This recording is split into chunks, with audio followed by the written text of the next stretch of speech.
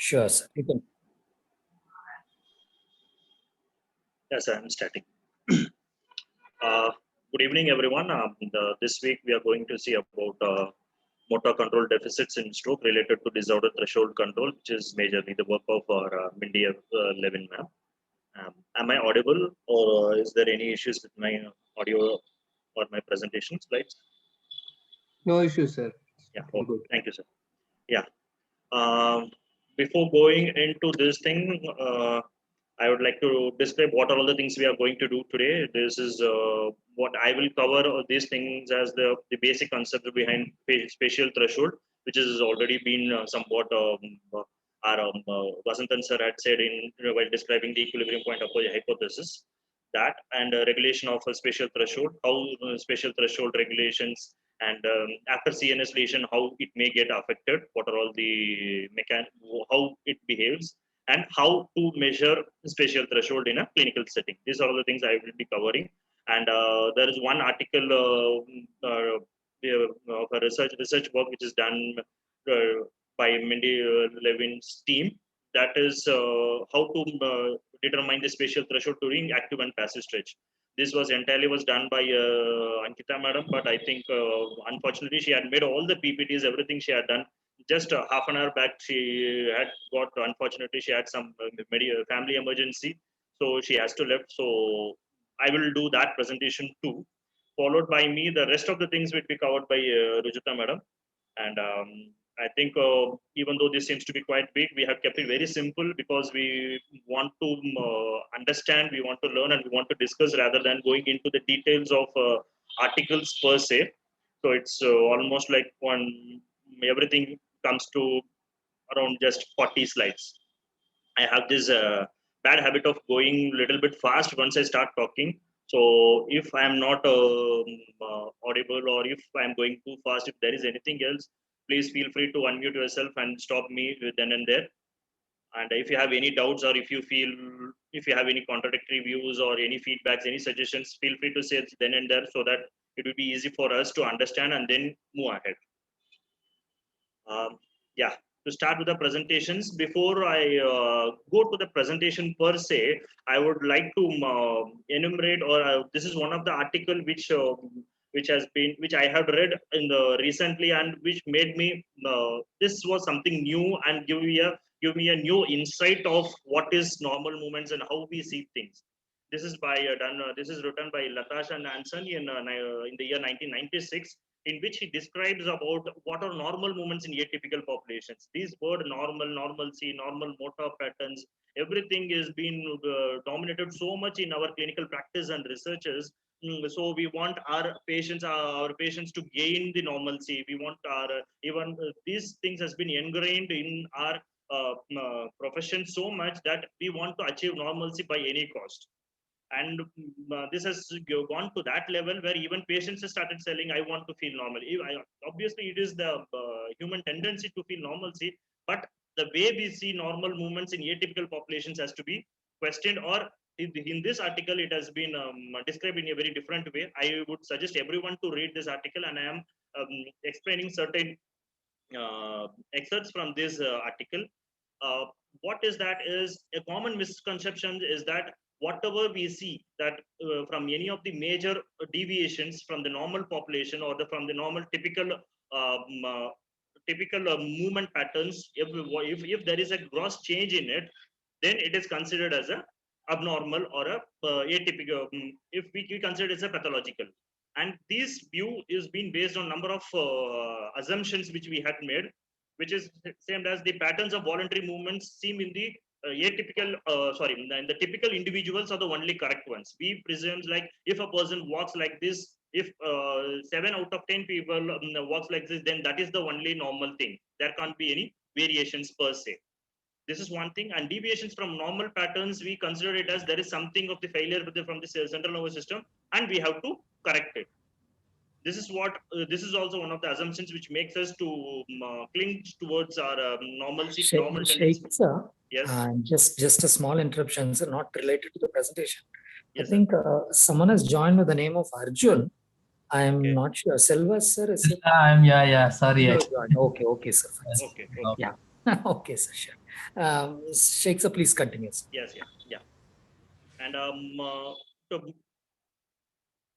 and the third assumption is, this is one of the assumption which is I think which makes much sense, where we think we know about motor control more than the CNS does. And he had described this as very beautifully, that this assumption is certainly wrong, because the CNS knows its work, and it knows how to develop and control movements. But we are just at the starting point of to formulate viable hypothesis in this field. We are just at the level of formulating hypotheses at this field, and we are thinking that we know everything about CNS, and we are trying to correct the CNS, and these steps are going on in our practices. Yeah. So if a complex dynamic system like a human body, which is involved in production of voluntary movements, undergoes any changes, major changes in a sense, like any CNS lesion or anything else, the patterns of motor behavior which was stable may become unstable, because that means, like, what was normal for a person, for an individual before stroke, for that body, for that CNS, that would have become unstable for the after stroke. So that this can lead to changes in the global motor behavior. And then uh, we have to understand that when such a change occurs, this causes the question, like once, okay, if a person gets stroke, do we not to intervene, or what? We can we just leave him just like that? What we have to know is, what are all the primary and the secondary changes, or what we have to say is, why does the CNS perceive to be its primary goal during the execution of this particular motor task? For example, when a patient walks with a circumdictory gait during after stroke, rather than thinking of in terms of how to resolve this circumdictory gait, what we have to ask ourselves is, why the CNS has decided to make the patient walk with the circumduction gait. This is how we have to look into it. And our understanding of motor control at this point of time till now seems to be like we are not able to distinguish between the primary changes happened, and as well as the adaptive changes. For example, if I have to say this, for example, the spasticity has been taken as a primary effect of the CNS lesion, whereas the concept of spatial threshold regulation or equilibrium point hypothesis, the derivation shows that it is the spasticity may be a effect of it can be the effect of the deficit in the regulations, rather than the primary cause in itself. So we may have to understand, or we have to try to understand, what are all the primary changes caused by the CNS lesions, and what are all the adaptive changes, rather than trying to rectify each and every change what we see in the motor behavior. And as we had mentioned, it is like, obviously one needs to know the original basic priorities of the CNS. We have to know why the CNS had changed its priorities. I think I have gone too much out of the subject. So let's come into what for I have been assigned. So this is the spatial threshold. The concept of the spatial threshold, which has already been discussed to some extent. Now, in our practice also, as I have mentioned, that spasticity, weakness, motor impairments are everything considered to be a separate phenomenon, where we were not able to, where we have seen each and everything as differently, and that has to be tackled differently. And for example, if it is spasticity, we have to that things of like antispastic medications or antispastic treatment regimes, like stretching steps has to be going on. If it is a weakness thing, then the strengthening aspects has to be going on. These are all the things. This is how we have been traditionally seeing the deficits in the stroke populations. As it has been seen, this excessive co-activation, lack of appropriate co-activation, difficulty in maintaining sustained contractions, all these things, difficulty in relaxing the muscles, and everything has been considered as a different phenomenon, and it has been tackled differently.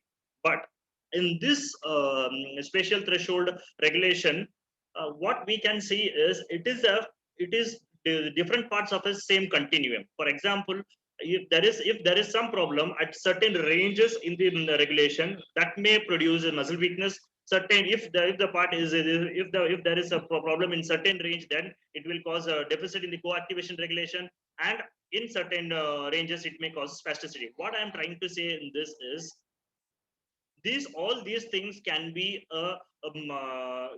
can be parts and bits and pieces of a same spatial threshold regulation. So why this has happened, why people have not seen this way so far? Because the major problem is this is how we used to quantify spasticity. That is one of the major issues that while I am mentioning about the measurement of the spatial threshold, I will be explaining about why this is different. And as I had mentioned, all these things which what are all the things which I have mentioned here would be parts of the spatial threshold regulation. Okay, I have been now I have been saying this for a long time: spatial threshold regulation, all these steps. But what is spatial threshold? Spatial threshold corresponds to the muzzle length or the joint angle, which is usually denoted by R, at which the muzzle activity begins. So, at a particular activity, for a muzzle to become active, there should be a threshold which has to be crossed, or the CNS. We can say the body decides that there should be a threshold above which the muzzle will start acting. What is associated with this spatial threshold is the angular characteristic, depending upon which reflects about the torque. This threshold will decides about how much can be the torque produced. Okay, and I think if you can see my video, if I will explain this graph first. This is one of the graphs which has been one of the graphs in the sense, this is with respect to the elbow angle, elbow joint. This has been majorly described in major of the works of the Mindy Levin ma'am. So I would explain the graph first.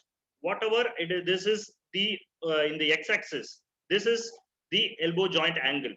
How they had measured here is, if I am keeping my this 40 degree means the elbow flexion 40 degree. If you can see this is the 40 degree, and this is my complete elbow extension is 180 degree. Okay, this is the biomechanical joint range. Why they had kept it as 30 to 180 degree is the biomechanical joint range is within this only we can move our elbow joint. So 30 to 180 degree. Here what I have what this line represents is 30 degree is this, and 180 degree is this. Okay, so complete elbow extension will be considered as in 180 degree, and 30 degree means 30 to 40 degree means this one. Okay, so if a person wants to be at rest, the threshold would be kept at more than the biomechanical joint range. For example, if the threshold is kept at 200 degrees, that means the muscle, the elbow, for example, if we are considering about the biceps muscle will be at rest because the threshold is kept at 200 degrees. If the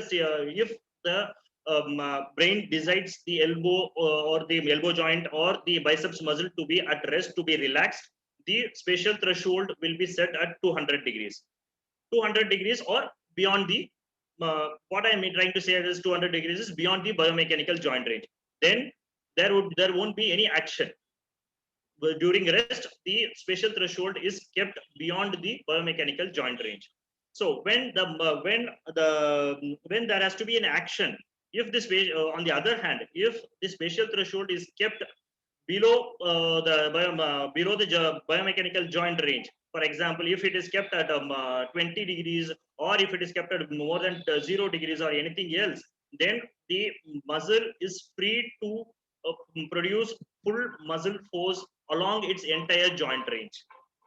So if certain action requires full joint range, full joint movement of the muscle, then the spatial threshold will be set at the lower limit. If it is kept at the higher limit, then the muscle will be at rest. If it is kept at the lower limit, the muscle can be work along its range. If a certain task requires a particular range, then the spatial threshold will be kept accordingly. For example, if the spatial threshold is kept at 60 degree, then beyond 60 degree, the muscle will be working. If this is not clear, we may not be able to understand the further things. So if you have any doubt, I know I'm not explaining it much clear. So feel free to please ask before we proceed ahead. Is there any doubt, or am I confusing more? Sir, one small question. Yes, sir. When you tell the joint, Yes, right? sir. So we are talking about both the agonist as well as antagonist. Yes, sir. Right. So when we tell about here, you told about biceps. Yes, sir. Right. So Yes, it sir. was only about one muscle. One. Yes. Oh, sorry. Yes, sir. Because if I'm telling about antagonist also, it will be confusing. So for the basic description, I have mentioned only about biceps muscle. Whatever we are talking about is, this is the stretch. We are talking about the stretch. That's why if we are extending the elbow, whether it is actively or passively, the biceps is going to get stretched, and the threshold level is for that stretched muscle. Stretched muscle. Okay. This So is fine. now what you are Yes, sir. telling is the threshold is kept outside the biomechanical range, normal Yes. people. Yes, sir. So, so I get it from, I want to ask about two things. One is about the voluntary contraction. Yes, When sir. you want to start a voluntary contraction, since it's outside, it will not happen. Yes. If it comes inside, it will happen. It That will is. happen. Yes. Second one is, if I'm maintaining at a particular range, if Yes. if the muscle is stretched, Yes. then also it will not become active because it is outside the biomechanical range. Yes. Right. So both during, if Yes. I'm being pulled out, or if I'm trying to actively move also, it will not happen since it's outside the biomechanical. Yes. That's what you're trying. Yes. Yes. Yes. Yes. Yes. Yeah. Thank you. Sir. Okay. So, Sheik sir, yes, sir. can I ask a question? Yes, sir. Yes, sir. Please. Sir, actually, sir, you are telling like if you are keeping it in 180 degrees, okay, the muscle will be relaxed. So like if I am keeping my elbow in 90 degree and still I can relax the muscle now. No, the thing is, it is about the movement production, force production. What we are talking about is force production. For a force to be produced, since we have the y-axis, whatever it is, there is, if you see, it is the torque. We are talking about the torque. It is, for example, if the muscle is free enough to do, if we are keeping it at the 90 degree, for example, 90 degree here would be around 120 degree, right? Or if we are keeping it at the, can you see my cursor now? If the threshold is at the 100 degrees, then we can say that the muscle would be muscle is ready to do those movements beyond that threshold level movements. You got Okay. it? Or I am confusing more? Okay. So it is, the muscle is ready to do the movement. It is what we can say, if needed, as per the task, if there is any requirement, the muscle is ready to do the movement. Depends upon the threshold being set. If it is set beyond the biomechanical joint range, it is if it is the upper limit, then the muscle is at complete rest. Complete rest in the sense it won't be able to produce the force or the torque. Do you mean okay? Yeah, Selva sir, you can please ask. So that we can say that it's resting tone when the joint is at 180 degree or not in action. Can we say that there is some resting tone? I am not sure about what you are meaning it as resting tone per se, sir. So when contraction starts, obviously, then there is a movement happening. So it's going to be the threshold will change, right? Yes, sir. So that's why, so when we say that in a relaxed state, still there is some resting tone is set, and then when the actual movement starts, that tone change is happening, right? So we can put it in resting tone like that when we say the relaxed position.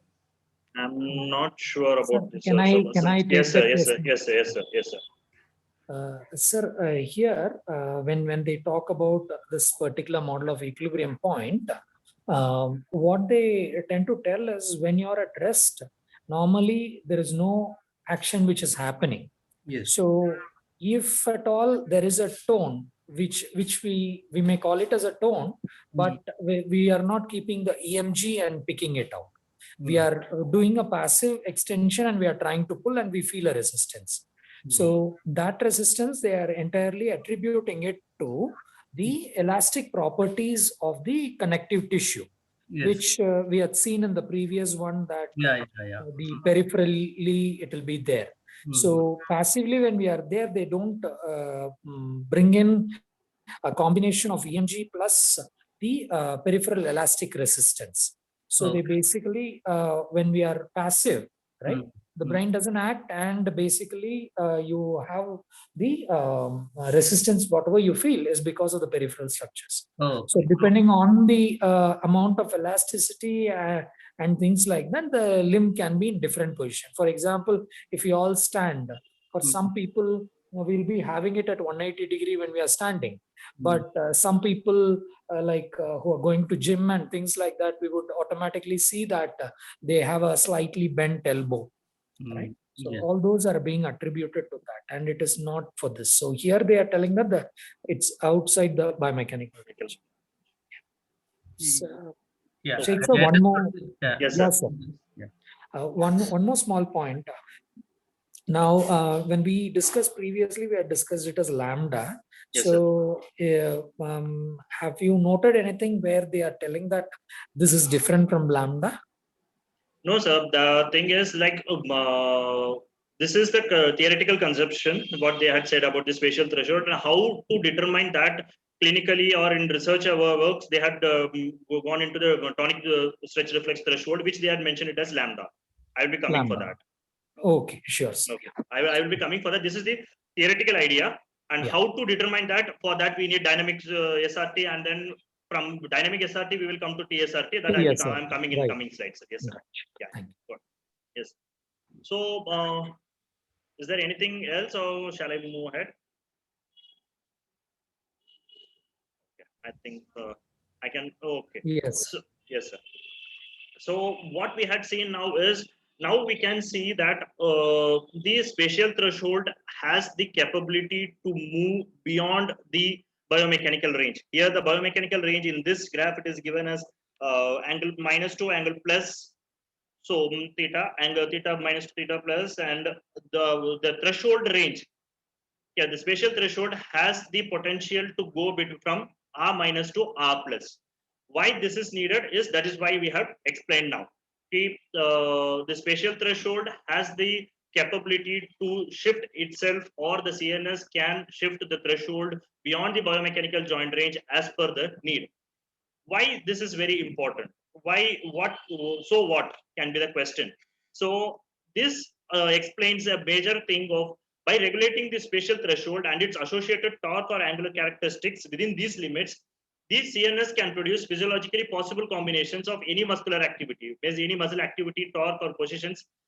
This says that the CNS need not to specify variables directly, or this need not to directly controlling the muscles per se, which has been our main concern in other theories or other models. So once the movement, our even we had a discussion in the last time also, where we had been saying about this posture movement problem.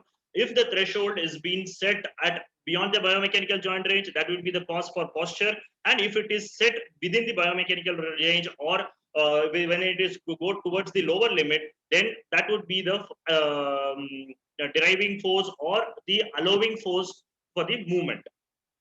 So this is one of the major things which describes the posture, which describes the solution or an answer to the posture movement problem. this thing is still it has been unclear because how this we had said about this. I had said in very simple terms. These things seems to be very easy when we are talking about a single joint, and that too for a single muscle. When we are talking, this thing seems to be very easy. Where setting off a threshold above the biomechanical joint range, and when needed, it can be set within the biomechanical joint range and all. But how this has been regulated? This has not been. This has not been the entirely major work of this team, that is a 11-man's team, but they had described about all these literature reviews which has been done by other works they had done, and they had attributed how this spatial threshold can be regulated. This depends upon various inputs, which I have enumerated few of the things. Disempting inputs from the CNS can directly or indirectly can influence the membrane potential or electrical threshold of the alpha motor neurons, which acts as the deriving force for the spatial threshold to be regulated. Cutaneous afferents are those responsible for reflex intermuscular interactions, which can be including the reciprocal inhibition of agonist antagonistic muscles. Segmental mechanisms also may also be involved. Presynaptic and reciprocal inhibitions, all these things can be involved. And moreover, task related descending influences, depending upon the task, there can be the neuromodulators which is such as serotonin and norepinephrine, which can influence this spatial threshold regulations. Very frankly, I don't know about each and everything what I have explained now, because these are all everything is an individual works which has been just enumerated. What I understood from by this is, even though the spatial threshold, what we understood is there is lots of things which is going behind the scene to regulate this spatial threshold. So what we have to know is these mechanisms combine. How do these combine, and in what circumstances, which mechanisms get an upper hand, which mechanism get a lower hand, that all these things we are not yet clear. These mechanisms combines to regulate spatial thresholds in a multi-muscle system according to the configuration of the system. That is according to the configuration of the human system, human biology, and as well as the specific task demands. Okay, what happens to the ST regulation after CNS lesions? There seems to be a problem in this spatial threshold regulation. Spatial threshold regulation in the sense, right now what we can say is whether this setting of the spatial threshold beyond the biomechanical joint range may become problematic in persons with CNS lesions. So if there can be various clinical pictures which I will be describing now. If the spatial threshold is set within the biomechanical range, what can happen and how it would be depicted clinically. In particular, post-stroke subjects with spasticity have deficits in regulation of spatial thresholds within this physiological joint range. This is also one of the works which they have done. The same graph which I had shown earlier in typical individuals, the same thing I am saying it now. If for a particular individual, the spatial threshold lower limit R minus and R plus, if both these things is being set within the biomechanical joint range, for example 100 to 160 degree or 150 degree, then the person will have active control only within this 100 to 150 degree ranges. Beyond the active, this was mentioned it as an active control zone. Beyond that, if the person is trying to do, there would be the features of spasticity. Beyond the R plus, that is from 150 to 180 degree of the biomechanical joint range, there can be features of spasticity, and the range from 40 or 30 to 100 degree will exhibit the features of weakness. Weakness in the sense there would be the person may not be able to produce the torque, or the force cannot be produced by that individual. So if for this individual, any active control zone will be between 100 to 160, 150 degree. Okay, if there is a person who had this doesn't means all every time the spatial threshold in stroke patients will be set within the biomechanical joint range. That would be only within the middle range, somewhat between 100. No, it is not so. This is just one of the example which they have described, and there can be few persons whose spatial threshold can be set where the upper limit would have shifted towards the left, where it is, if it is set between 60 or 70 or 80 degrees, then the persons will have the active control zone only within this limit, that is from 30 to 80 degree. Only from this they can have the active control zone. Above that, everything they would have the spasticity. So what we can derive from this is, if the threshold level, if the spatial threshold limits are within the biomechanical joint range, whatever, for this example of this joint and this muscle, the ranges to the left of the threshold, to the left of the lower limit will have the weakness zone, and to the right of the upper limit will have the spasticity zone. That can be a combination, or two different individuals can exhibit different pictures. Am I clear with CNS lesion? Is there any doubt? What we have, what I have described from normals and how it is been described in post-stroke individuals. This is just two examples. Is there any doubt? You can say, you can ask there, and then I will go for how to describe this in clinical setting.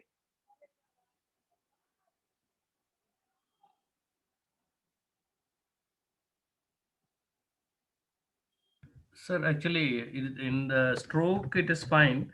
They are able to understand. Similarly, the weakness. Whereas in Parkinson's, it is rigidity. Yes, sir. So how can we explain that part? They had a certain, I haven't read into details, sir. They had said they had, there is a particular paper also, wow, they had mentioned it, how the spatial threshold regulations has been set in spasticity as well as in rigidity also. I will I have to read it and then I can say it for clear, sir. Okay. If Vasantan sir, if you can explain, or else I can explain it after. No, so I think that needs to be looked upon from this new viewpoint. Yes. They had predominantly done work on stroke, Yes. Down syndrome, and Parkinson. These are the Yes. three things which I've also seen commonly. Yes. So I think we can keep discussion on that at a later Yes, sir. point. Yes, sir. I will read because I had seen that, but I have not gone into the detail because I was thinking like whether first I will. I was just thinking it would be just the same thing for agonist and antagonist, which my understanding of during clinically, it's like if the hypertonicity is present both in agonist and antagonist, then it is majorly of rigidity. But with ST regulation, there seems to be similar differences. I came across certain papers. I will read it and then I will discuss. Right now. Yes, so we can have it. And also we need to actually understand this model and how it happens in normal conditions, Yes, normal yes, variations, yes, yes. isometric, isotonic. Last time we had described, but still we may need to perceive that. And then I think we may be able to have more also. So I also think that we can have, let the summer school get over. Yes. And we can continue with this. yeah, and Selva, sir. Sir? I think you are always asking a question over there to them also. So I think to Mindy ma'am, this would be a really right question. Okay. Okay, sir. Sure. So second, now then this there is one. Sorry. Here the same elbow joint, the same description which I had given. That 40 to 180 degree joint range. This they have done in almost around like 12 post stroke patients. Here the S1 from S12, this the y-axis in y-axis range here. Here it is like from the least severe in terms of clinically they had derived the spasticity score, and from that it is from less to more. How the patients can exhibit this range? Whatever they had described here in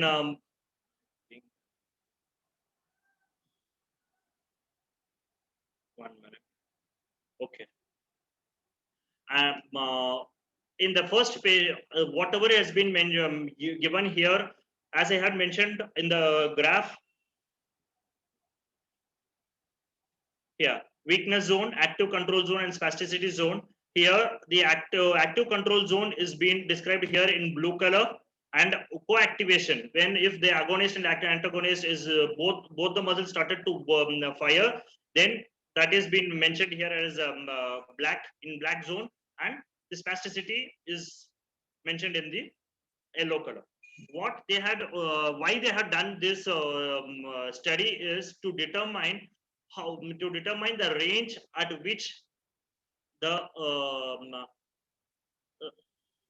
active control zone, whenever there is a shift between the active control from the active control zone, for example, in this patient, active control zone to the co-activation zone, then this shift is can be coincide with the spatial threshold regulation. For example, if the spatial threshold has been set in for example, if it is set at the 100 degree, then for that muscle, this is where you will get the spatial threshold. So we can understand that between from 40 to 100 degree, 40 to 100 degrees is the active control zone, and above that there would be a co-activation zone or a spasticity zone. Okay, I think now I have to describe about the measurement, then things may get clear. Now till now we have been talking about all these things as a spatial threshold, and this can be determined and how this is shifted and all. This is the conceptual idea. They had come with a practical approach, practical way to determine this spatial threshold. How this spatial threshold can be determined practically is that the tonic spatial threshold is the value of the threshold when the system is at rest. That is for example, at a zero velocity of stretch, and so that cannot be measured directly, because whenever you do a movement, there has to be some movement, then that has to be that has to be done at certain velocity. So zero velocity of stretch, you may not be able to do it directly. So what they have done is dynamic stretch reflex threshold is a measure. What they can do is, if a joint is being moved at a particular speed, for example, passively, if I am moving my elbow joint at a particular speed, at what range and at which speed the onset of the EMG in the stretched muscles is started, then that is being considered as the dynamic stretch reflex threshold for that muscle. If I am showing, if I am moving passively, if I am moving my elbow at a, for example, let us consider at 10 degrees per second velocity, then if I am getting EMG activity of my biceps at 140 degree, then 140 degree is the dynamic stretch reflex threshold for my biceps muscle at 10 degrees per second velocity. What they do is they do these stretches of different velocities. For example, they will do it at 10 degrees per second and 20 degrees per second, 30 degrees per second, and they will plot at what range of elbow joint they get the EMG muscle activity. Then if the this is how you will get a picture. For example, if the velocity has been if the velocity has been done at 70 degree, then they will plot a point. They will plot it here, and for different velocities they will plot. And with these velocities, they can derive at a regression line can be taken, which is here. Regression line can be taken to the 0 degree velocity. So if I am getting the dynamic stretch reflex at 150 degree for 10 degrees per second, then what I may get if it is at 0 degree per second. This is how we are deriving the tonic stretch reflex threshold, and that can be computed as the spatial threshold. Dynamic stretch reflex threshold is the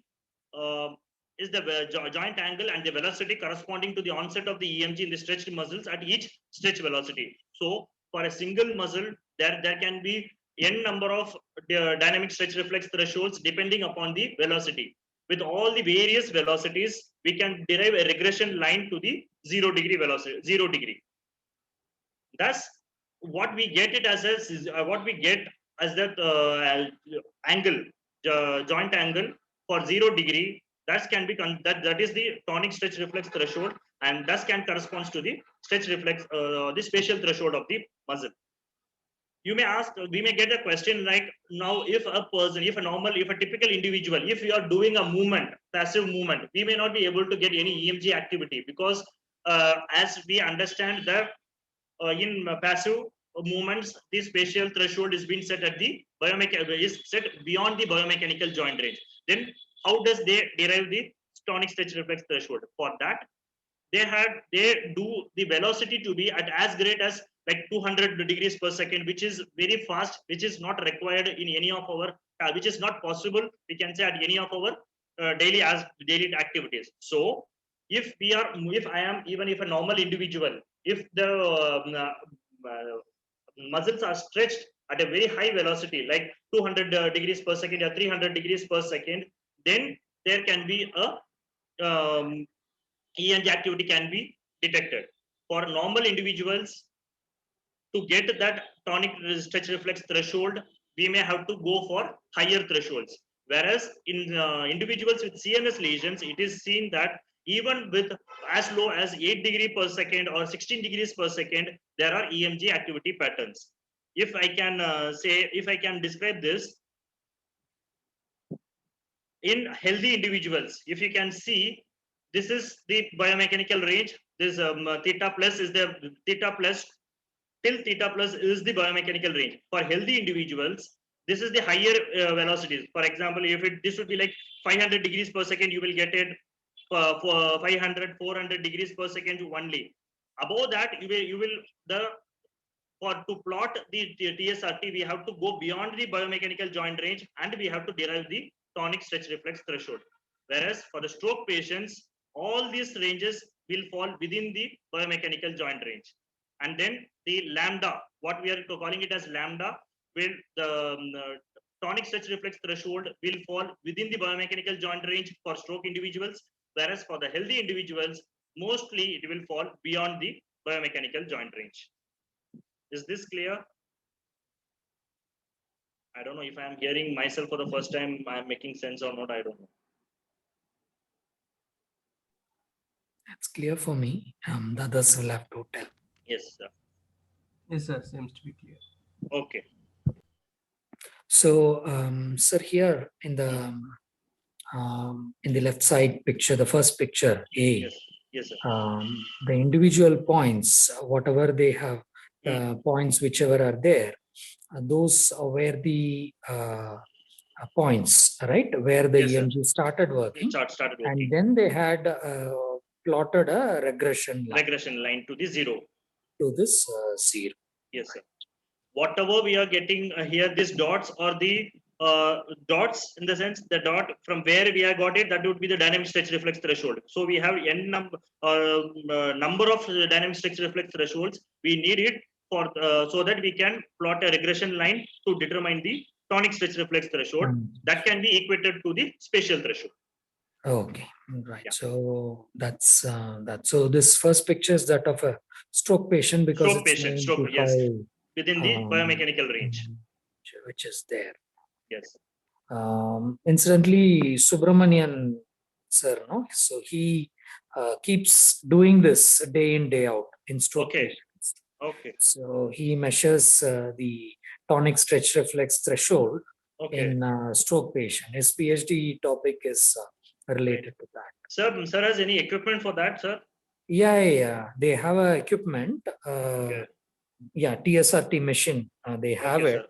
Okay. The only thing is now they have even produced a commercial version of it. Yes, sir. And it's highly costly, I think. Yeah. So that you are talking about that Montreal spasticity measure, right? Yeah. Yes, sir. I'm talking about. I will be describing about that. Yeah. So that is a costly one, and yeah. So he does it. Unfortunately, his Zoom is not working. So I called him. He said, "I'm not able to enter in Zoom." So otherwise, we could have got. It would have been a thing for to learn from sir. Yes. You could have shown a video. Yes. Yeah, I have asked him. He said he has got something, but the only thing is, he said the screen I did not have it, but the procedure, how he's doing, he has done it. Okay. And Mindimam, in fact, I think 2 or 3 years back, they came to Manipal, where they conducted a one-day workshop from morning till evening, and in that they had actually shown these ones. Yes. Even I have tried to search for videos or pictures. I'm not able to get even for the machine also. I don't know. Whether I am not able to Yeah, get it or it is not available. because till now they had only non-commercial machines. They were Okay, only okay. measuring it. Yes. So they had given a machine at Manipal and they were measuring it. Okay. Now, now the commercial version, has been- I think 2 years back, yes. ma'am told that the commercial version has come. I think she is also involved with that commercial device, portable device, right? Yeah. Yes, Because it's basically her invention only. Yes. Yeah. Okay. Okay, sir. Yeah. Please continue. So as we have been talking, though, so any commercial system which is capable of measuring EMG signals, passive range of motion, and velocity can collect the data for TSRT estimation. But however, we need an appropriate software is necessary. We had while searching for the literatures, I had come across isokinetic devices, pediport, etc. can be used, which has been documented, but I am not able to get any particular picture or the detailed descriptions of this.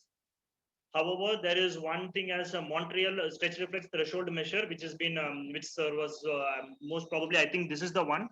This they had called it as Montreal stretch reflex threshold measure or a Montreal spasticity measure. This is just like a software where connected to a system where we have EMG signals to pick up the agonist and the antagonist muscle. Both in this example, the same example as biceps and triceps, if we are taking. And then an electrogoniometer to know about the joint range, because we need to know about joint ranges from where the EMG activity starts. And for this, till now, whatever we had talked is about the passive stretches. However, they have done some researches doing active stretches also. Active stretches in the sense active movement. For example, if I am doing my elbow extension actively, that means the biceps is being stretched actively. So what happens with that? That is also they have been discussed. I will be doing it as a paper just now. What in this machine is the it will be instructed for the I get this question of how the velocity will be determined, because I felt the isokinetic device is essential. Without that, we may not be able to do it, because we may not be able to determine the velocity from at what velocity we are trying to do it. But in this software, it seems to be like it will give the commands like to complete the range, so that whatever set velocity will be achieved. For example, if it sets within this time limit that movement has to be performed, then that velocity will be performed. So the software will give us a command within that the person, if it is passively doing, he has to move it, and then we have to see at what range the EMG activity gets picked up. All these things will be picked up by the software. By this way, we can get the TSRT via dynamic stretch reflex thresholds. And if this is clear, I will go for the next small article, which has to be So this is all done in spastic cases, right? Spastic. Yeah. Which one, sir? No, this measurements we are doing. So yes.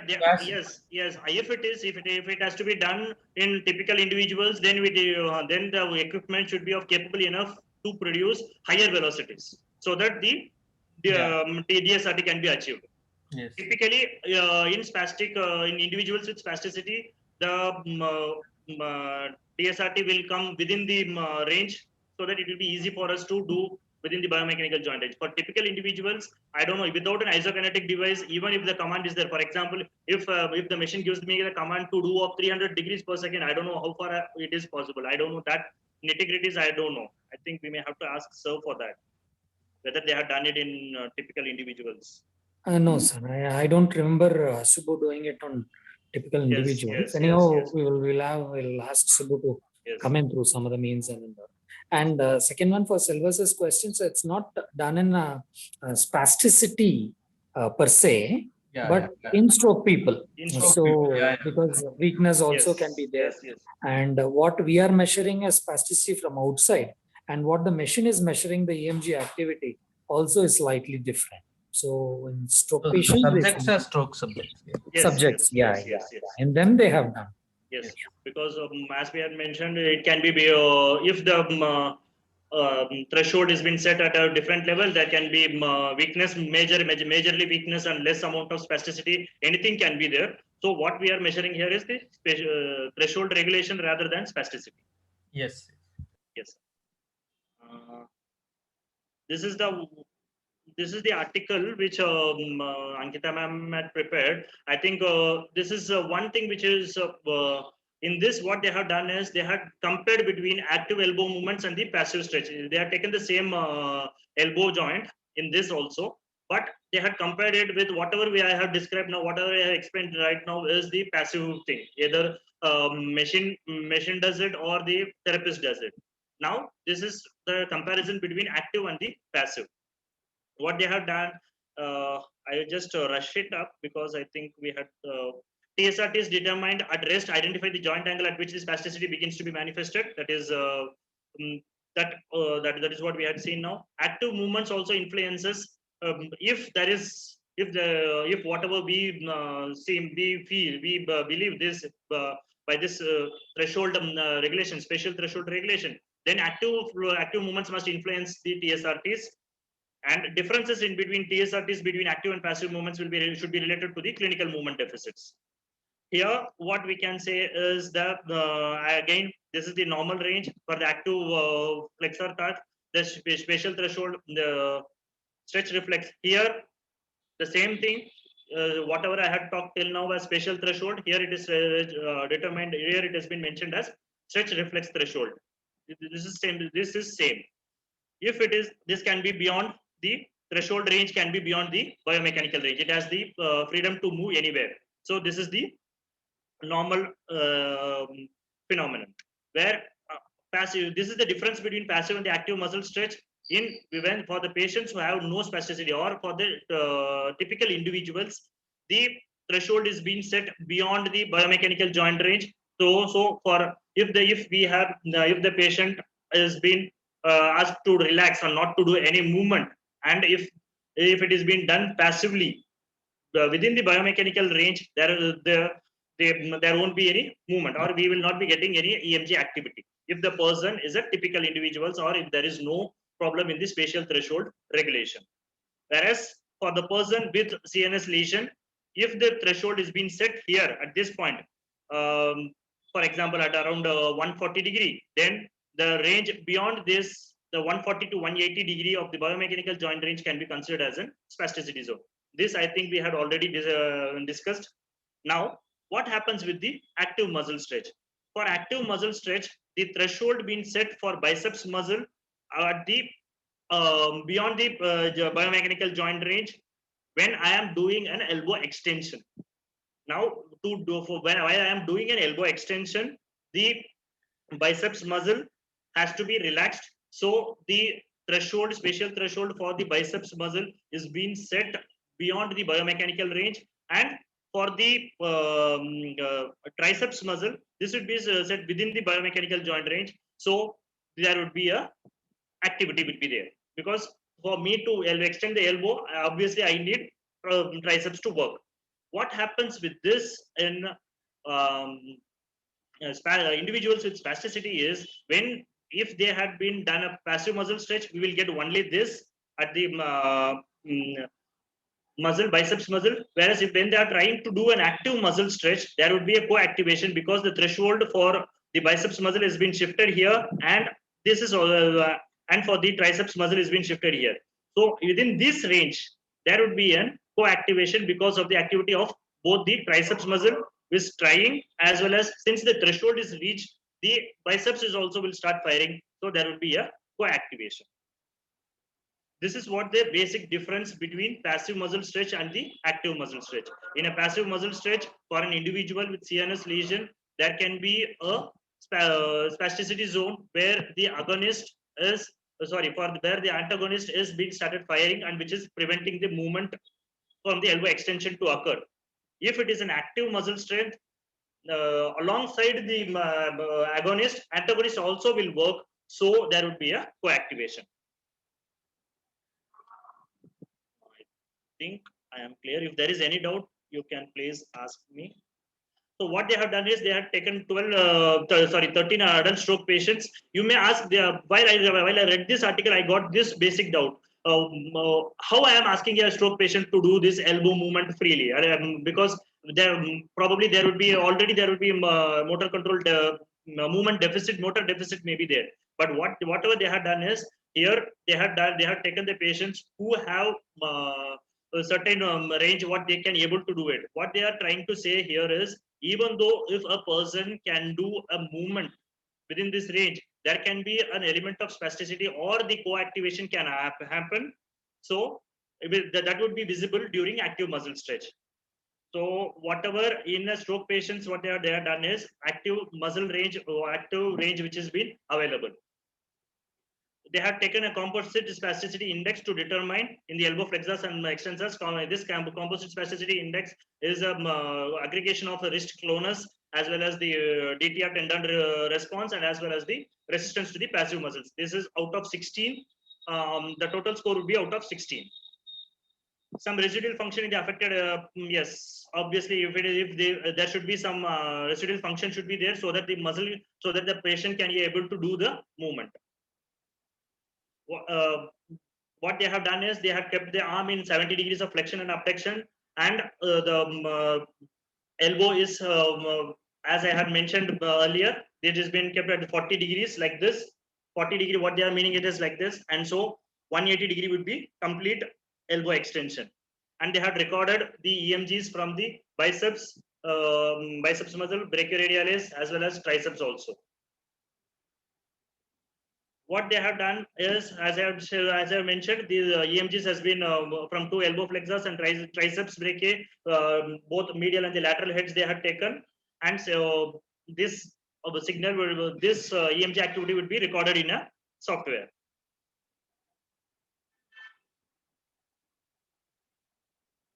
What they had found out here is here for the passive stretch for the biceps muscle, as we had seen, the dynamic stretch reflex threshold has been determined for with various velocities, and then the TSRT, the tonic stretch reflex threshold, has been determined as 114.7 degree. This is for the obviously this is for the stroke individuals, and for the same way for the brachioradialis muscle, they had determined the TSRT to be 93.1 degree. What we are trying to see here is active stretch, the difference between the values in TSRT between active stretch and the passive stretch. For the same movement, if it is a passive stretch, the TSRT for the biceps muscle seems to be at 114 degree for this patient, and at active stretch it seems to be at 151 degree. 151 degree, this means this spatial threshold is level is increased. This means the patient can had a better score, we can say, in terms of threshold degrees during active rather than the passive. Same way for this triceps also, since it is at the negative value, the TSRT seems to be reduced, but this means the TSRT range is increased. What we have to know is the difference between active and the passive muscle stretch is this TSRT values is increased during active muscle stretch rather than the passive. As we have seen in the active during passive stretch, the only antagonist is firing, passive stretch, brachioradialis is firing, and there is no, because it is a passive stretch, there is no triceps activity. Whereas in the active stretch, as I have mentioned, this co-activation is there. So after this threshold point, brachioradialis started acting. However, the triceps will already it acts to do the movement. When they had done statistically, this seems to be the values of TSRT. There seems to be a significant difference between active and the passive muscle stretch for all the both the flexors and as well as the extensors. So what they had concluded here in this is, what they have concluded here is patients with post-stroke spasticity retained some ability to modulate stretch reflex behavior in elbow muscles, and this ability was correlated with the level of upper limb motor impairment. If a person has certain amount of motor activity, then that means the person has certain ability to modulate the spatial threshold. also suggests that the ability of the subjects to regulate threshold during active motion is can be evaluated. That determines the clinically spasticity. That is what we can term it as clinical spasticity, because whatever spasticity, whatever we are measuring till now, as sir has mentioned, it is just a resistance to the passive movement. That cannot be attributed to the CNS regulation or the spatial threshold regulation. So what we have to do is the spatial threshold, the TSRT value seems to be a better measure. That is also during active stretch seems to be a better measure for clinical spasticity, whatever the patient has been showing clinically. Increase in TSRTs during active motion may result from involvement of inhibitory mechanisms that are suppressed at rest. I think this is what I had for you now, and I will stop sharing now. If Rujuta, if there is no questions, you can start your presentation. I think it is hardly 12 slides. You will be able to complete it.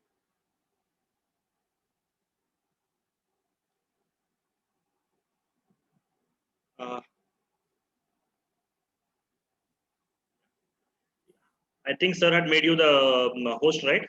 You are able to share. Unmute yourself. Audible now? Yeah, yeah. Yeah, okay. 1 second.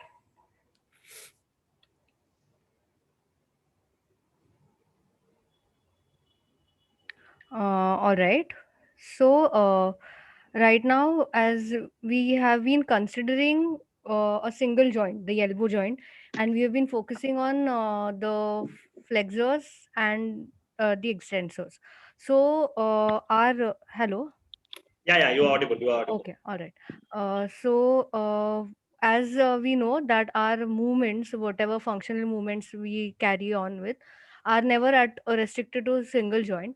So, Mindy Levin ma'am has tried to explain how we can apply the concept of TSRTs to multi-joint muscles and double joint systems. So yeah, so this is what I spoke about. And like Sheik sir said, all these interjoint interactions, which include autogenic facilitation, recurrent inhibition, and presynaptic inhibition, reciprocal inhibition and facilitation, and heteronymous inhibition and facilitation, all these concepts are kind of new and difficult to understand for me as well. So moving on ahead, uh, as it is commonly known that the corticospinal origin of spasticity and disordered motor control. So, 1 second. So, the damage to the cortical and subcortical systems results in an imbalance of excitatory and inhibitory activity at different levels of the CNS. We can see that with respect to the voluntary movement, deficits in muscle activation results from damage to the same descending pathways. The uncrossed corticospinal, rubrospinal, and reticulospinal tracts all could provide alternate routes for motor cortical output to reach the contralateral spinal cord and may result in the appearance of motor compensations. In addition to spinal and muscle mechanisms, damage to the corticospinal system leads to an imbalance in afferent influences as well, which include sensory and motor cortices in ipsilateral and contralateral hemispheres. After stroke, greater ipsilateral corticospinal tract involvement is associated with greater compensations and poorer recovery and an imbalance between projections from both hemispheres due to altered interhemispheric inhibition. So they have described this study wherein Musampa et al. Studied the influence of intermuscular interactions on TSRTs in uniarticular and biarticular muscles of the double joint elbow shoulder system in patients with post-stroke spastic hemiparesis. So, in this, they characterize the relationship between muscle length, TSRTs, and voluntary muscle activation patterns in elbow flexors and extensors. They also identified spasticity zones in the space of elbow shoulder configurations from three initial positions of the shoulder. So, as we can see here, This describes a shoulder joint position 60, 90, and 145. And at these different positions of the shoulder joint, they ask them to do flexion and extension. So they have investigated how the presence of spasticity zones influence the voluntary arm movement. So here we can see that the spatial thresholds that were evoked in the four elbow muscles group, that is biceps brachii, which is indicated by these rectangular black rectangles. Then the brachioradialis, which is this circular black rectangle. Then the triceps and the anconeus. In three patients, we can see the results depicted in three patients. So, sorry, going back to this. So, they are the STs are the points on the border in the shoulder elbow joint space beyond which the muscles are activated abnormally at rest. So, these dark areas indicate joint space where flexors and extensors both, as we can see here, these are the flexor muscles, extensors, these are both activated abnormally. And the light areas, here in case of the flexors and here in case of the extensors, are which only either the flexors or the extensors are active. Then the results that they got was that all patients had ranges of shoulder, elbow, arm configurations in which muscles could not be relaxed, that is the spatial spasticity zones. These zones were practically the same for synergistic muscles and could overlap for antagonist muscle groups, such that there could be a zone in which both flexor and extensor muscles would show spasticity.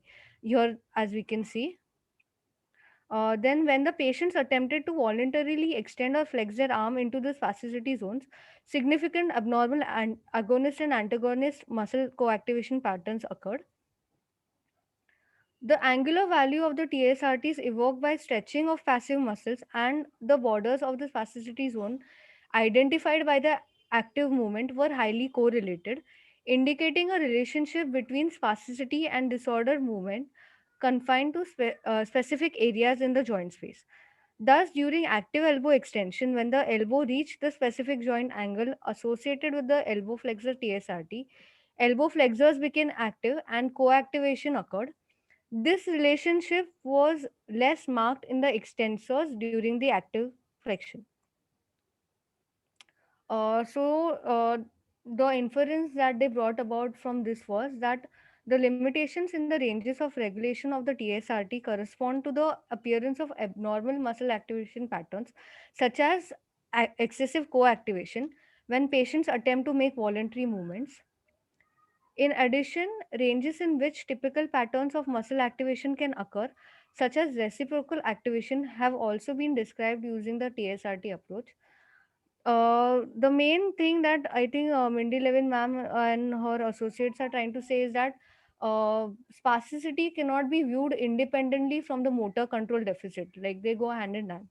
So, the concept of threshold control allows us to account for the spatial structure of deficits in the regulation of muscle activation and reflexes by indicating where exactly in the biomechanical range that the descending control of movement is mostly affected. Thus, it describes a control deficit in a functional context. This spatial structure of motor deficits is usually not taken into account in clinical evaluations and research on spasticity and disordered motor control, which may explain the heretofore elusive explanation of the relationship between them. Accounting for the spatial structure of motor deficits may benefit both researchers and clinicians by advancing the understanding of the mechanisms underlying unimpaired and impaired motor control. Based on this, they are trying to say that the clinicians may be able to more accurately measure these phenomena and establish more effective interventions for the management.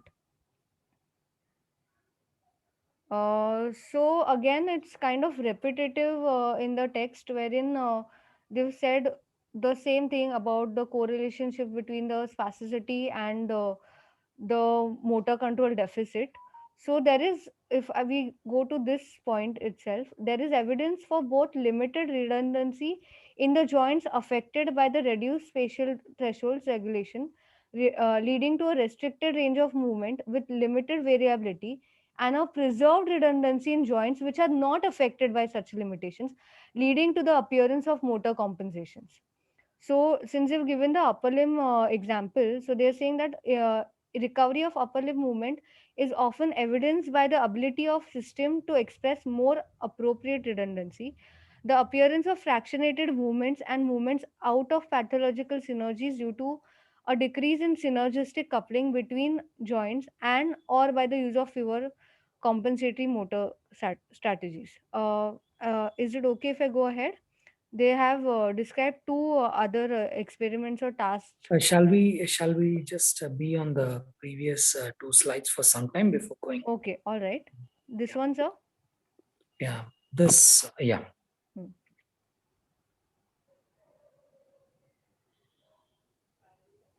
Yeah, so now like this concept of the spatial threshold regulation is new. So then it is allowing us to describe how the excessive reflex activity may lead to the appearance of abnormal movement synergies and motor compensations. Yeah. I think motor compensations is something which Mindy ma'am has studied extensively. When they tell a motor compensation, then what happens is, say for example, we are not able, when we want to reach for a particular object, and when we are not able to extend the elbow, then probably the trunk starts bending forward. Yes, sir. Right? That's what they mean by motor compensation. Yes, sir. And also in the other joints. So, if the shoulder joint is, though the muscles are not having that much of a deficit, then we see that for example, like the coming example, they are saying that for the elbow joint restricted movement, we would have more movement at the shoulder. So Okay. the Yeah. redundancy, what they're talking about is that there is limitation in certain due to maybe spasticity or affected motor control or even weakness rather in certain muscles, but the other ones which are relatively intact will compensate to bring about the functional task. Bring about the function, right? Yes. And I think clinically we have to say is rather than as a compensations or that it is what we clinically say it as a trick movement or what we say it as a why it is happening, that we have to understand here, because the human say, biology would be trying to do the task with some other compensations. Also they had mentioned about why the combinations of movements can happen. I think it will should be able to explain that. Yes. Yeah. And once again, I would want to go to the previous slides where you had shown the diagram of. Yeah. The previous one, sir? Yeah, this particular one. Can you go to the previous slide? Or even before this? The one before this, yeah. Yeah. Okay, right. I think this picture which you had kept, right? This, I think it needs to be rotated 90 degrees. Is it possible for you to exit it and rotate it? Sir, I shall try. You can, yeah.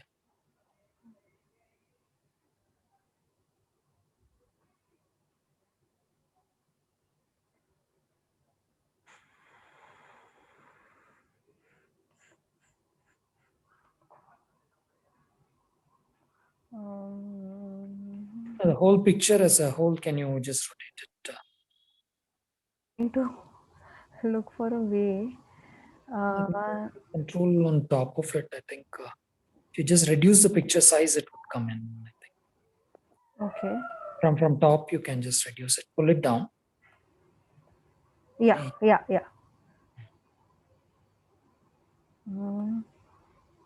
No, the other way around. The other way.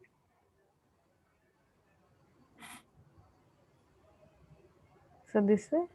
Yeah, this way. Okay. Yeah, you can just pull it across. Widen it basically a bit.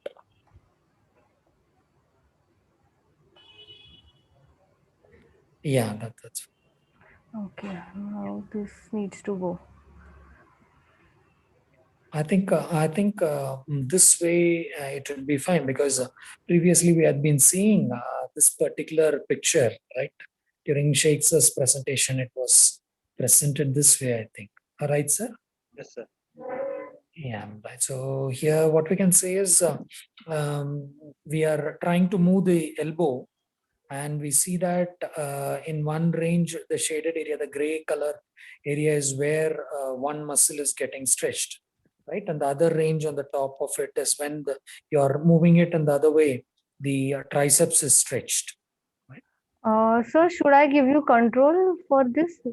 No. You can just keep it like this. That's I don't want. No, I think we should have there would have been a confusion because people may not be able to understand this shoulder angle Yeah. and elbow angle. They have Yeah. to, for example, what you can say is for the B first picture, down picture for the brachio biceps brachii, it is at for almost like around in 90 degree of elbow and 60 degree of shoulder. Okay, that is where the TSRT had happened, right? This Yes. is what you are Yes. going to say. Yes, that Yes. is how we Yes. have to see for each and every joint. And for for the different angles, it has been at the Different. Yes. Yeah. I think this is because till now I had been showing for a single muscle where Yeah, at the yes. y-axis it has been about the torque, not about the ranges. Whereas Yes, here sir. it is both the x-axis and the y-axis. It has been kind of ranges for shoulder and for the And elbow. elbow. Yes, So they here are this directly is they have the put yes. the TSRT value. Yes, so this is not where they have traced the dynamic threshold. It is only This is TSRT, but only yes, the rather the ST value, not yes. yeah. So the Right. spatial threshold has Yeah, been yeah. mentioned. What here basically they are trying to say are the different shoulder 60 degrees, 100 degrees, and Yes. 140 degrees. Yes. 140 degrees. Right. So it's like when the shoulder is at 60 and the elbow is at 90, that is the spatial threshold for the biceps. Biceps brachii, yes. For that, yes, one patient. Yes, Yeah, for yeah. S1 patient. Yes, And yes. similarly, we For can see yes, the difference. yes. Sir, I hope that, I'm sorry, I should have asked earlier. I hope that brings more clarity. Yeah. Right. Yeah. Can you go to that slide where the inference was given, so that we can just try and.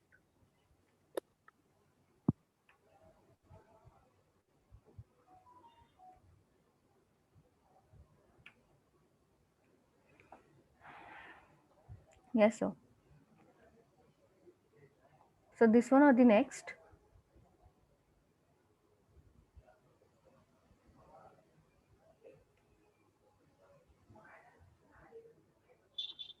Next one, functional consequences. Yeah.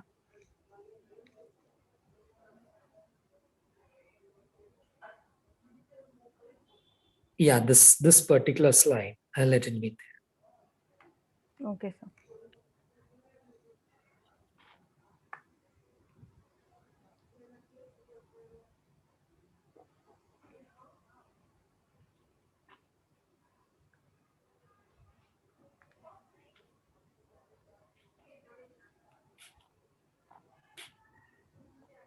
So I think, is it okay if I say something?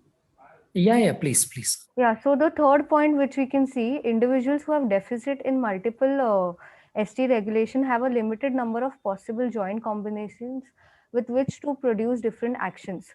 So I think they're trying to say how we get those typical patterns in certain uh, subjects who have suffered from stroke, wherein there is those typical, if we are talking about the upper limb, then we see that there is the elevation, the retraction, the attitude of the arm is in internal rotation, and elbow flexion, wrist flexion. So even when they are doing a task, there is a limited there is limited joint range that they can perform the task in. uh, actually there is There are examples coming up ahead. Yeah, sure. If I Please could, go ahead. I think yeah. it's fine. If anyone has any questions at this point of time, you can please ask. Otherwise, we can just go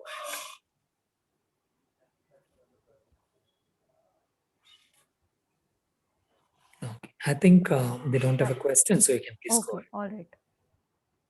So this is firstly the hypothetical model which they've done. So when a patient attempts to make a reaching movement, this is shown in A.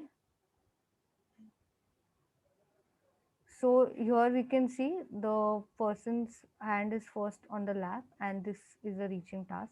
So we can see shoulder is moving into flexion, elbow is moving into extension, and the wrist ideally would be moving towards, as in ideally here it's seen that there is not much of a wrist range of motion that we are getting. So here the spatial threshold they have indicated as RF for the flexors and as RE for the extensors. Um, and these are the angles which at which the spasticity begins to act. So for the movement shown in A, the shoulder, these arrows, these black arrows are depicting the range through which the joint is moving. So the shoulder is moving from extension to flexion. And in this range, which is there, which is required for this particular task, we can see that the flexor activation is normal throughout this movement. And hence it has been indicated in a blue range. Um, then the elbow extensors, which so the elbow is going from flexion to extension. So in the this again in this movement, this task, this movement is happening. So initially the elbow extensors are unopposed, but then the st for the flexors set in, and then this extension is marked by the spasticity zone. This is yellow. So then I hope I'm clear.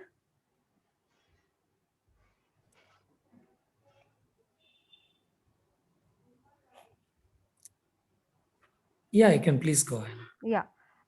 So there is a co-activation occurring in this particular range from here till this range. Then for the wrist, we can see that throughout the range, the wrist muscles are co-activated. This here. So abnormal interjoint couplings and restricted ranges of regulation of spatial thresholds may explain the limitations in the kinematic redundancy of the affected limbs. Then another example is that again in a patient with in patients with stroke, they studied this. Uh, the subjects isometrically pushed or pulled a handle against a load in three different directions. The initial load of 30% of the maximum voluntary contraction was fully or partially removed in 6 steps for each load direction. The hand trajectories after unloading for one healthy subject. So this is the pushing and the pulling for the healthy subject. So we can see how much of a translation or displacement is obtained in that subject in these 6 directions. And we can see that the spatial dispersions were smaller and more restricted in these stroke subjects as compared to the healthy subjects. As also in mild stroke, it was still comparatively close by to the healthy subjects, but in moderate, they were even more, even smaller than that. So thus we can see that the arm movements made by subjects with stroke are characterized by limitations in the variability of joint rotations, leading to stereotypical endpoint trajectories, which are more marked in people with more severe sensory motor impairment. Is that okay? Yeah, please keep going. Yeah. So to summarize the whole chapter basically, The role of the corticospinal tract in regulating STs provides a mechanism by which these motor impairments can be considered together. That is the weakness, spasticity, and the motor control. An important consideration is that the motor deficits are present when subjects with stroke move or intend to move paralytic limbs, while most physiological examinations of spasticity are conducted at rest. In addition, previous studies have not considered the spatial nature of the impairments when measuring corticospinal input. The extent to which the corticospinal tract is involved in ST regulation merits further investigation. By analyzing motor deficits within the experimentally based context of the ST control, it is possible to go beyond the usual characterization of motor impairments after CNS injury as a separate phenomena. Consideration of the motor impairment in spasticity as being derived from a common deficit in the descending regulation of STs, at which neuromuscular elements, including the reflexes, begin to act, provides a way to understand the relationships between them and possibly provide an explanation for the reduced kinematic redundancy in the motor system typically seen in patients after CNS lesions. Identification of spasticity zones can also be used to monitor improvements in patient status due to the pharmacological, medical, and physical treatment interventions. So basically, here they are trying to say how we can use these, we can calculate spatial thresholds for muscles and then use it to determine the effectiveness of our therapy or so. I think the next further conclusion, I think Sir Abdul sir would continue with that. Sir, if I may. Yeah. Yes.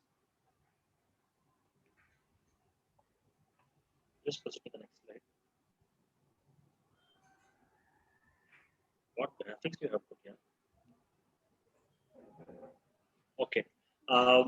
Even though we had talked about all these things, everything seems to be like, I personally, when I read about all these things, these are all the things which came into my mind, and I think I can give you as cues for things to for the points of for the discussion. Okay. What we have to see is there is a specific spatial threshold for each and every muscle, whether the mechanism of regulation of spatial thresholds of various muscles during task performance, whether the CNS has been bothered about, if we say the CNS doesn't bother about muscle, when we are saying it in terms of spatial threshold, at the outset, we may think in terms of whether the CNS is bothered about spatial threshold of each and every muscle. When we had asked this question and during yesterday's, I think during Anatol's presentation also, there was a bit of discussion where it came to be like, the CNS is not bothered about each and every spatial threshold of each and every muscle, whereas it is bothered about with respect to the referent configuration model, it refers to what the referent position. So to achieve that position, these thresholds will alter accordingly. The CNS is directly bothered about the referent position rather than the each and every spatial thresholds of each and every joint or the muscle. What I would like to think about is like, does the spatial thresholds can be effectively targeted with our therapy? If we believe that spatial threshold regulation is the major thing which is causing this control motor control deficits, does spatial thresholds can be effectively targeted with our therapy? There's a difference in spatial threshold. For example, after certain treatment, if are we expecting a difference in the spatial threshold? For example, if the spatial threshold value for a person with spasticity is 140 degree, are we expecting it to go beyond 140 degree towards 180 degree for our therapy to be very effective? Does our current mode of targeting spasticity, or even for that matter, even weakness and stuff like that, can anyway influence spatial threshold? Because whatever we are seeing, like in the lower limit, the biomechanical joint range between the lower limit and the will show weakness, and whereas the upper limit, above the upper limit, which shows the patterns of spasticity. So when everything is in a continuum, when we are doing targeted treatments like cryotherapy or stretching or anything else, does this can influence spatial threshold? And certainly we have more questions than answers, and I think we are very far from implementing these in therapies. All this is for our basic understanding of motor control and the motor control deficits, rather than to implement this in our clinical settings right now, I think so. Any questions or anything else from the beginning, please?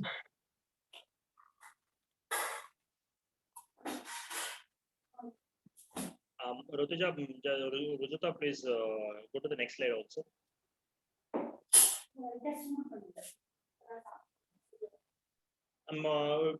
June 14th, Mendeleev ma'am is going to present the same topic, but I think the suggested readings by the ma'am, which is given by this ma'am, or these 4 articles, which doesn't talk about single joint muscle. It is mostly with respect to the reach movements, arm trunk coordination, and how far the reaching from standing and all. So if we have to understand ma'am's presentation, we may have to read these articles. What today's presentation may help you in this is in understanding these articles. That is what we have done today. What we have tried to do is to try to elaborate on, to explain the basic concepts behind this, so that if we are reading these articles, we may be able to understand better. And if we are attending the presentation, probably we would be able to understand it much better. Thank you. Any questions or anything else, please? Thank you, sir, for a very, very elaborate idea. You have taken it very slowly, although your speed of presentation was more. The concepts you had gone very slowly, and also thanks to Risa ma'am, who had summarized the major points. And I think her presentation had very, very important points relating to understanding the implications of this particular method of measurement. Before completing, I would like to extend it a little bit more time by just telling that three different studies. The reference, the first one is we had the references which you had shown. Of that, the second, third references, right? I think I was a part of one of the subjects in that. I don't know whether they had used my my data, or it was, they usually do a lot of trial and then they go with the study. Okay. So the second thing, referent control of reaching from standing as a basis for adaptation to maintain trajectory invariance. So I was a part of it, and it was done by Tumitia. He was a Chinese guy who was there. So what they made me do is I was made to stand, and they asked me to reach for a point in space. They did not give a specific target, but then they asked me to reach in space. And then as I was trying to stand and reach it, right, during some of the trials, how I reached was, it was beyond the normal range. So I used to bend forward in order to reach it. And sir, excuse me, sir. They had given it, you said they had not given a specific target. So then I'm not able to. No, they said they did not give a physical target. Okay. That's what I wanted to mean. Right? Okay. It said reach up until this point. Okay. Specific point. Yeah, specific point. And then what they did was they had wooden plank kind of it, right? That was placed close to my buttocks. Okay, right behind me. I was not able to see that. And during some of the trials, right, they had pushed it hard so that whenever I wanted to bend, my hips could not go back. Right. But then I still reached that particular point. Okay, right. So they were trying to see what I found was I was reaching to that particular point, irrespective of whether they were actually whether they were preventing my buttock movement to the back, or if they were not doing, right? I was able to reach to that end point. But then the way in which my body was configured was different between these two things.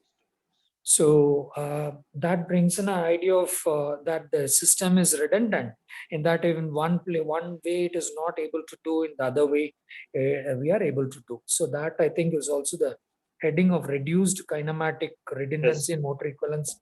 All right. Then the third one reference is that of a stroke patient. Right. The second one is that of a normal person. And here they have told that there is a reduced kinematic redundancy and motor equivalence. So what they probably called as, I was trying to reach it in different ways, as a motor equivalence. In one way I'm not able to do, I compensated using other way. So that's what they did. And for the first, an arm trunk coordination for beyond the reach movement adults and empirics, no. The second reference was the one where I was model for them. Okay, right? And then second one they did was the same thing. They had made me sit and they had a belt attached to my body. And what they used to do was they used to ask me to reach to a particular point. And during some of the trials, the belt which was behind me, they had a handle in it, and one person used to suddenly prevent me from going forward. Right. So anyhow, I was supposed to reach to that, and I had increased my range of movement in other joints in order to compensate for the lack of trunk movement. So that's what happened during these things. All right. And the second one I would like to tell is a work which was done in 2007 by Rajiv Madam. She's anyhow here. So she can just brief us what it was, a dissertation work. She can just tell us in brief about that. Yeah, good evening all. In my PG, I have done a dissertation related with the first topic, that is arm trunk coordination. It's basically according to Mindimam and others, compensatory strategies has been explained in hemiparetic patients in terms of arm reaching movement. The compensation here is the trunk movement. When in the hemiparetic patient, when the spasticity increases in the elbow flexors and shoulder muscle, the reaching movement has been affected. So this reaching is compensated by the trunk movement. That's what the compensation comes here. So we have done the constraint on the trunk movement, and we have given some 5 reaching movements in order to increase the function of the elbow flexion and shoulder also. So we have targeted to increase the range of movement as well as reduction of spasticity when we are constraining the trunk movements, so that we can improve the extremity movement. So we have done like somewhere around 30 stroke patients we have done. Basically, trunk constraint has been done with a simple belt mechanism. They can we made them to sit, and we constrained the trunk movement when they are doing the reaching movement. So this is we found that after doing this constraint, minimal changes in spasticity as well as range of movement in the elbow muscles and shoulder musculature, we found it. Maybe it was a short-term study. We would have elaborated that. I mean, the long-term effort we couldn't see, but we found out this one. So the compensatory strategies we have studied on reaching movement. That's what I want for your PG? just to discuss. This is, I have done it for PG. 2007 itself. 2007. Okay. No, that time basically that was all new. The papers were coming. Okay. So it was done. Basically, what was done was they made the people, the patients sit on a chair, and one group she had actually constrained their trunk from moving by using a belt and tied to the chair. So it was tied to the chair, and we had asked them to reach it. And ma'am has also developed a scale called as reaching performance scale, which evaluated how much amount of compensation is being done. So that was done. That's the second work. That is published, right? Ma'am's scale is published and it is available, right? I think you need to tell it to madam, sir. Okay. Right? I had tried for the past 13 years. Ma'am, please do it, ma'am. I'm not very comfortable with my methodology. So Keep in it and do it. I think right now we have only Prakash sir's Indian stroke scale and stuff like that. Only we need more stuff from our people. Yeah, now actually currently Subbu is doing one paper now, and he's doing it with all the TSRT and things. So that was a third paper I just wanted to tell about. So what he's primarily doing is I see that Mindy ma'am was not trying to give. You had mentioned in the previous slide. Rujita ma'am, can you go to the previous slide?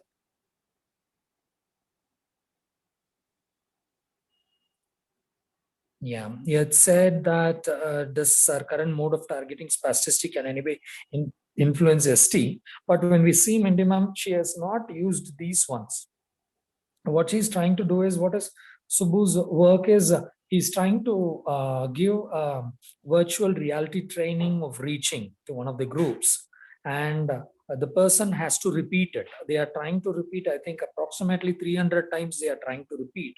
And they are measuring the spatial threshold before and after the study. So I think he has two groups. One is a virtual reality and the other one is a reality group where they are kept object and they are asked to move again and again. And they are not giving a constraint like how Rajalakshmi, she has done during a post-graduation. Here they are giving a verbal constraint. They are telling them, try not to move. That's how they are telling that. And so let the slide be there. One second. The next slide, Sheik.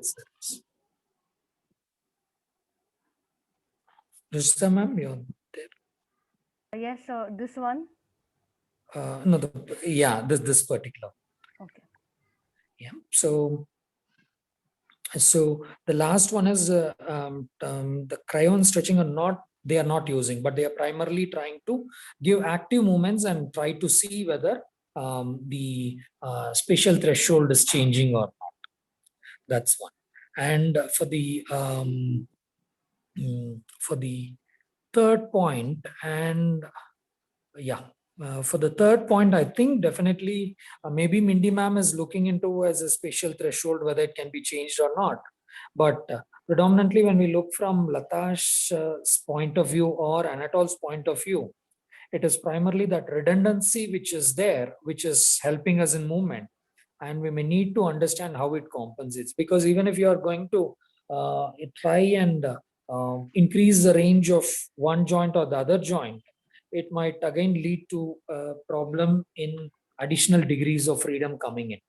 So I'm really not sure whether we can just try and change at one particular joint or two particular joints.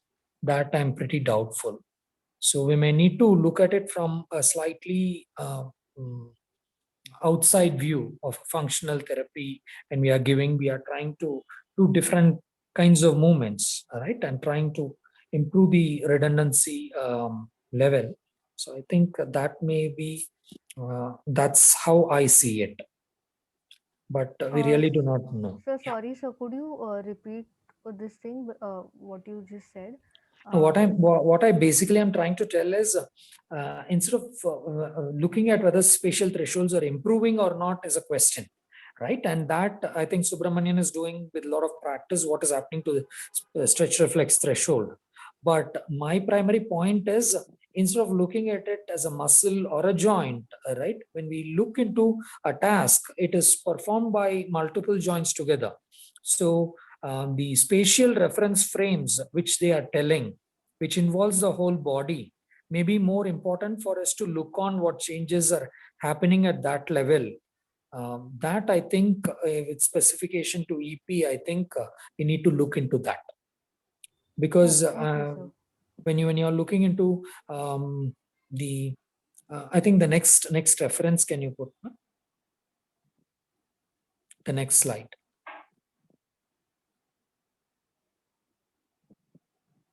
Yeah, and this is the second one. They have told referent control of reaching from standing as a basis for adaptation to maintain trajectory invariance. Okay, when they tell trajectory invariance, it's basically the end part, that is the arm or whatever it is, right? How it is reaching to the target, whether that trajectory is changing or it is not changing, is what they are trying to look into. So how they are looking into is all the joints together combine and work, and there may be variations in it, but the final end trajectory or the end goal of the task, whether that's being reached or not, that's how they are looking into it. So I feel also not revert back and look into the specific thing. That's my personal opinion. And also that's what during functional therapy we have been seeing. It's not to align things with functional therapy, but we may need to see the bigger and bigger pictures. So that's what is my, that's what is that paper which I had mentioned. Yeah. In Natash paper, which I had mentioned in the first of the slide, he had very clearly written, for all practical purposes, single joint movement or muscle activities are meant for only for research purposes and not for any real life phenomenon or any clinical settings. It is not. It may not be of that much use. Maybe this is how they had started, and for as you had said, it may be like for the end goal or the end task is what we have to be considering more of, rather than the changes in the ST. Changes in the ST, right? Maybe like that, but Mindy ma'am somehow seems to be coming out with and spending a lot of time into this particular thing, right? And also spasticity, as we see, is not the only reason why we are not able to do a task. We said that environment and other parameters are also there. So that's also something which we may need to consider. Okay, sir. If anyone have a question, you can please chip in a minute or so, or right.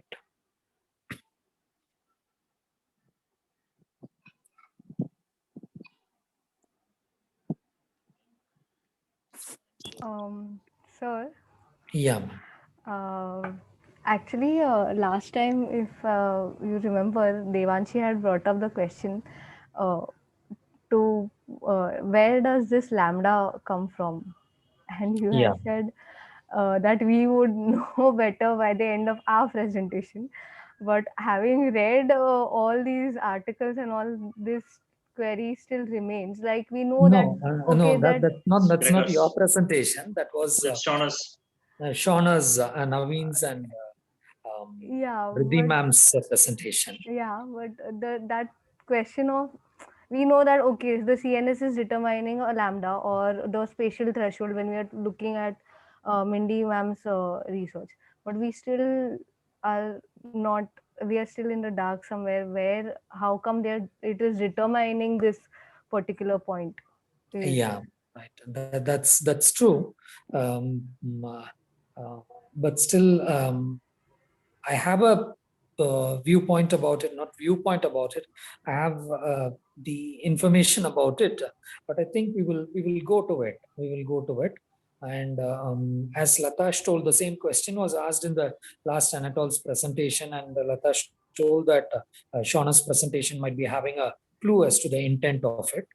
Right. So only let's try and look into the Shauna's viewpoint, and then maybe we will try to discuss slightly more about it.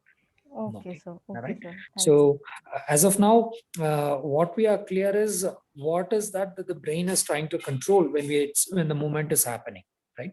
How it is controlling, right? It definitely requires 2 more levels, and we will see that. Okay, sir. Thank you. Okay. Okay. Thank you all for joining for yet another meeting. I'm not sure about the reference copy, whether it will be done or how it will be done. But if at all it's happening, I'll just let you know.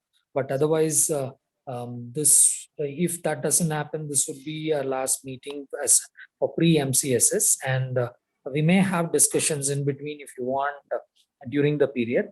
But please understand, we are in contact directly with the people who have given this concept. So it's of utmost importance that please read as much as possible within this framework and try asking questions, clarify all your questions directly with them. Tomorrow after they go, it might not be possible for us. So till June 14th, I think we do have a week's time. So read as much as possible. The two books, Mindy Levinson's book and Antole's book, are there available. And please read and ask as many questions as possible. Okay. Thank you all for joining, and thank you, Rizza ma'am and Sheik sir, for explaining this concept in detail. Thank you so much. Yes, sir. Thank you. Thank you, sir.